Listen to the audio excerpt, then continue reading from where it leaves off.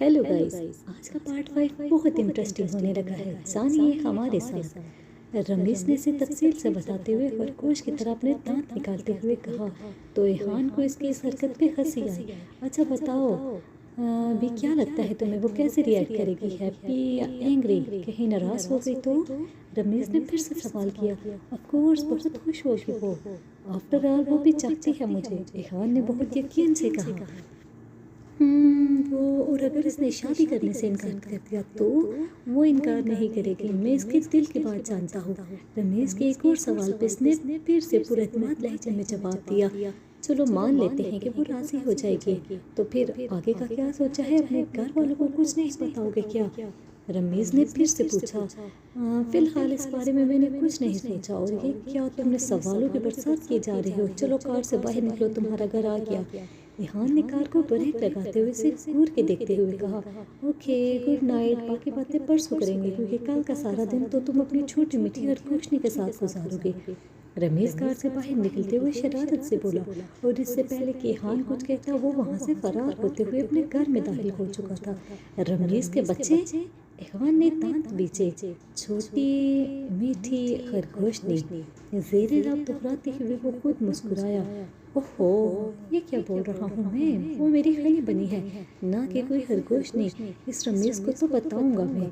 इसने सर को झटकते हुए सोचा और कार स्टार्ट करते हुए वहाँ से रवाना हुआ।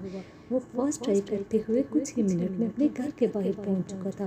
गार्ड ने मेन गेट खोला तो इहान ने वहीं पे कार रोकी और कार से बाहर निकलते हुए इसकी चाबी गार्ड को पकड़ाते हुए इसे पार्क करने का कहा और खुद तेजी से घर में दाखिल हुआ। आ गया मैं, मेरी हनी बनी, कहाँ हो तुम?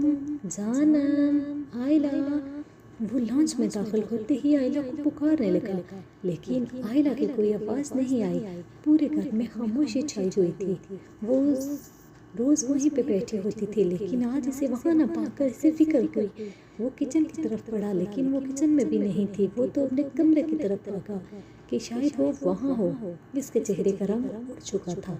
इहान को अपने दिल की धड़कनें रुकती हुई महसूस हो रही थी। कयारा आपी उठे ना, सुबह से सोई पड़ी हैं आप, पता नहीं कितनी रातों से जाग रही थी।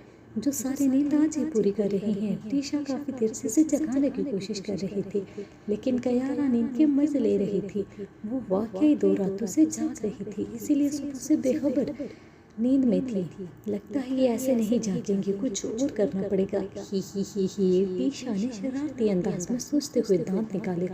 रमेश भैया यहाँ दरवाजे पे खड़े हैं, कमरे में आ जाए। टीशा ने करीब जाकर ऊंची आवाज में बोला ताकि कयारा सुन सके। रमेश का नाम सुनते ही वो झटके से कंफर्ट से निकली और दरवाजे की तरफ देखने लगी, लेकिन वहाँ रमेश को ना पाकर इसने कमरे के चारों तरफ देखा तो इसे बस टीशा ही नजर आई, जो खिसियानी हंसी हंसते हुए इसे ही देख रही थी। Mission successful.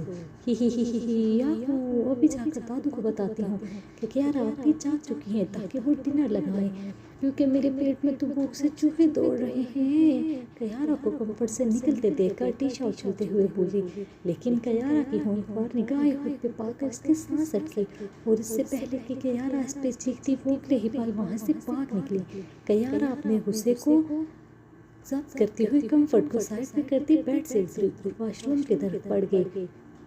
दादू, आप भी जा गई हैं, आप जल्दी से खाना लगाए ना, मुझे बहुत भूख लग रही है। टीशा किचन में आते ही रमीना बेगम को इत्तला देते हुए बोली, बहुत बेसब्री हो तुम। अभी कुछ देर पहले तो तुमने प्लेट भर के मटर पुलाव खाया था और अब फिर से भूख लग गई। रमीना बेगम ने टीशा को घूरते हुए याद दिलाया, जो फ्रिज से पानी की बोतल निकाल रही थी। आगे जानिए कि इहान हनी बनी को प्रपोज करेगा तो हनी बनी उसका क्या जवाब देगी। जुड़े रहिए हमारे साथ।